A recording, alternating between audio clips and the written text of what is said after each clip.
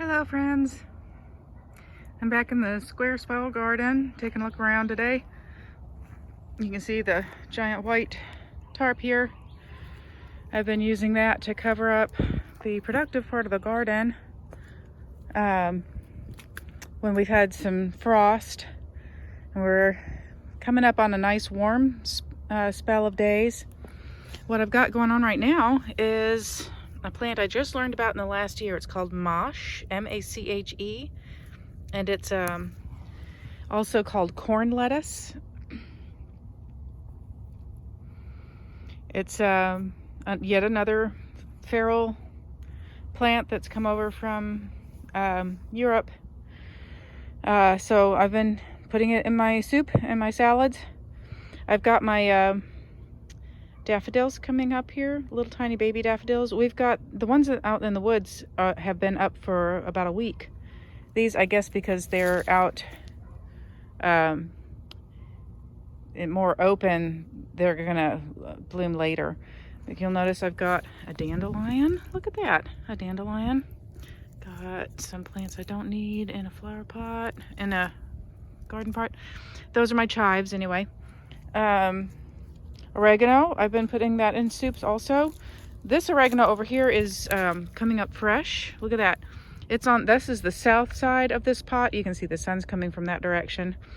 So that is new growth. This is last year's growth. And oh yeah, this one has it too. You can see it's in the more protected area. My rosemary has definitely, you can see the tops of it where the tarp lays on it. The tops are getting frostbit, but then underneath it stays green. My garlic, look at this. Now we don't dig up the bulbs on this. This is just leaf, garlic leaf. I've been putting a lot of this into my soups. It's really nice, and there's some of the wild garlic is growing up next to the big garlic. So this is the one that was a present from a friend of mine, some friends of mine, Angie and Greg. You know, Angie and Kendall Greg. So it's been growing for about a month now, and is doing really nicely. Starting to feed me now. So here's what I hoped would be my productive area. It's really starting to sprout up. I've got a lot of volunteer cilantro that's coming back year after year. This is about the 5th year. Lots of that. So I've been eating some of that. I think I had some mosh. Yeah, here's mosh in here, the corn lettuce. There's an old tag and some gravel. Lots of cilantro coming up. The turnips and everything that I had planted in here, I've seen very little sign of any of them growing. I had hoped that they would overwinter, and I think they just didn't make it. Not a big surprise, but as in keeping with my garden, the feral plants do better. So I've got a lot of this mosh coming up now. I've got it coming up all over the place. Here's more of the garlic. What on earth? Something got dug up.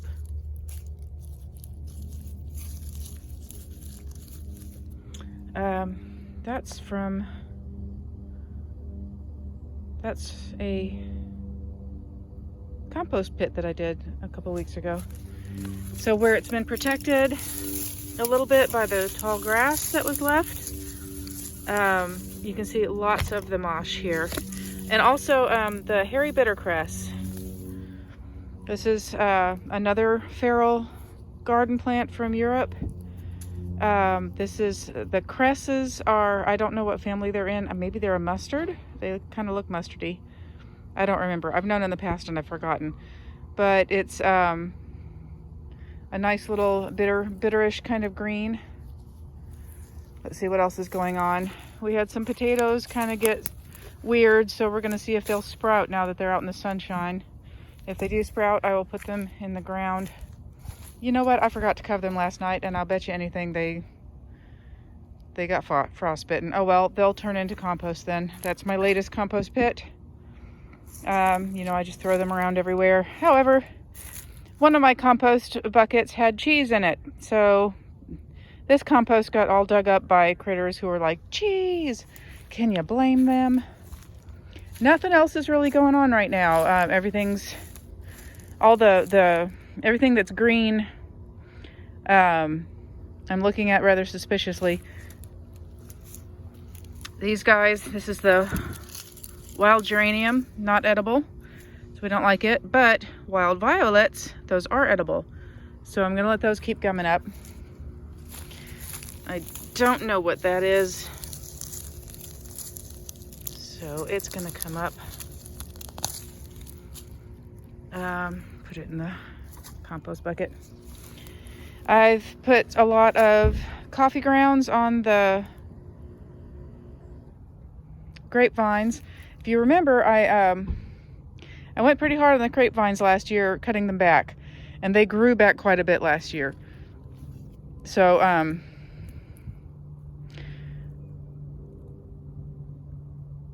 I might have to trim them again before they start budding out.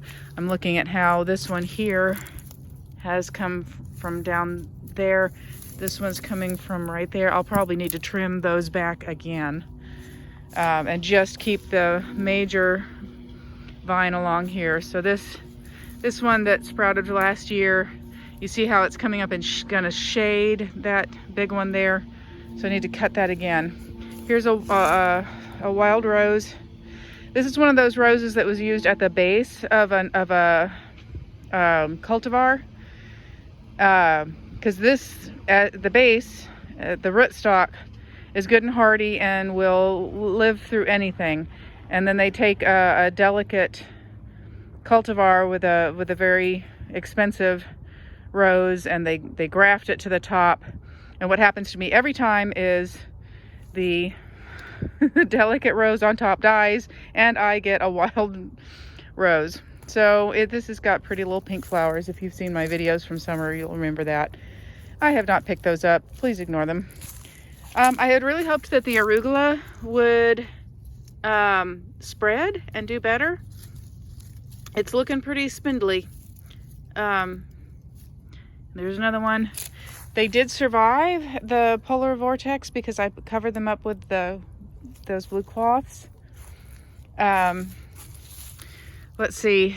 These guys are my blueberries, and they had budded out. These buds, well, I don't know. These look like new buds. Those are new buds. It had budded out before the polar vortex back in December. It's February now, so it's been 2 months. We've had a lot of warm weather, so it looks like they have survived. It looks like they did survive the polar vortex, because they'd been getting ready to flower and leaf out, and then that vortex came and just dropped the temperature down to nothing. Literally 0 degrees Fahrenheit. And that's why a lot of the evergreen trees have brown edges on them now. A lot of our cedars dropped their outer leaves. It was just like a month after that vortex, a windstorm came through, and there were just little dead, fingerling kind of leaves from the cedars. But cedars are so ancient and so survival that they're doing all right. But a lot of people's evergreen shrubs are just brown, and we're all waiting to see what lives and what dies. So again, here's my strawberries that are by the, I just told you what those are, blueberries. They're coming back all right. I'm going to have to pull these. These are the goldenrod, and I freaking love goldenrod. It's one of the most beautiful flowers ever, and it's an American flower, but it shadows my blueberries and gives them shade, and that's not what my blueberries need. Also, the strawberry patch that I've got here, This is already close to the house, so it gets afternoon sun. So I need this to get all the sunlight that it can. Yeah, I say that, and then I put the trellises up there. Oops. So, you know, I wasn't thinking about what that trellises would do. Speaking of trellises, I think I'm going to take that down this year. It did not produce any squash. The squash that grew on it, I had flowers and no squash plants. I did have two squash that came off of that metal piece over there. Sorry, let's walk over to it so that you can see what I'm talking about. I had two squash that developed here, but it wasn't enough to really like eat. And that one developed flowers, and you know what? I just ate the flowers. But I think I will take that down because it doesn't seem to be terribly effective, and it looks. I thought it was very clever, but it's falling apart. And anyway, I'm just going to take it down. So I think I'm going to try squash on this guy this year. This was a greenhouse that a friend of mine had purchased, you know, that had the plastic coating around. And these were the shelves that would go on here. So I put this up here last year, tried to grow, I think, cucumbers and some squash on it. They did not grow. And I think it was because there wasn't enough water on them. So I might channel, there's a hose pipe that comes out up there. I might see if I can get it to put in another pipe that comes down this way, instead of just letting it run out up there. Because right now it just empties out and ends up coming down here, down the walkway, and I need it to come down that way and water these guys. And we've got more of that piping. My other project I might get to today, maybe, is the purple martins are on. Oh, my finger's all dirty. Blech. The purple, I have a little orange spot right there. It's kind of nice. That's meant to be for purple martins, and I have yet to attract any. I don't know if my elderberry, oh, look at my elderberry is budding out. It's leafing out. It's past buds. It's leafing out already. Wow, look at that. He needs some pruning too, because he's got branches crossing over and rubbing. That's not good. I need to get out here and prune that. I need to bring it down. It's got a key where I can pull that out and bring this down, this telescopes, clean it out. Because if there's any old bird nests in there, I know there have been birds nesting in it before. I don't think there are any right now, so I need to make it fresh and clean for the martins that are coming in. If no martins live there, then whatever birds want to live there will. I know we at least had one set of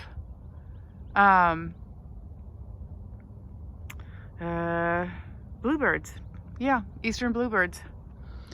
So that's what's going on right now. Just I'm just wildcrafting the mosh. I've had some dandelion throughout winter, but it's not up right now. I don't know why. Bittercress, starting to pull some weeds already, and it's only February. Before long, we'll be mowing the lawn in February. Oh my gosh, look at that. The mugwort's even coming back. The other news is we've got daffodils. I did trim the mulberries, and my neighbor was supposed to come and get that, and we have not yet coordinated that actually happening. And there's my other garlic patch. I've got 3 garlic patches. But yeah, my gosh, I did not realize that the elderberry was already budding out. And I've got catkins on 2 of the hazels. 2 of the hazelnuts have catkins this year. I'm hoping that means we might actually get nuts this year. How exciting is that? Let me see if I can walk over there. Not sure if you can, not sure if it's going to show you from that distance what the catkins are. Oh my gosh, he's budding out too. You guys are so optimistic. It's February. We've got 2 more months of frost, possibly. Look at that floppy little catkins. All right, so that's what's going on in square spiral garden. It looks like such a mess to me. Anyway, thank you for coming with me. Be well.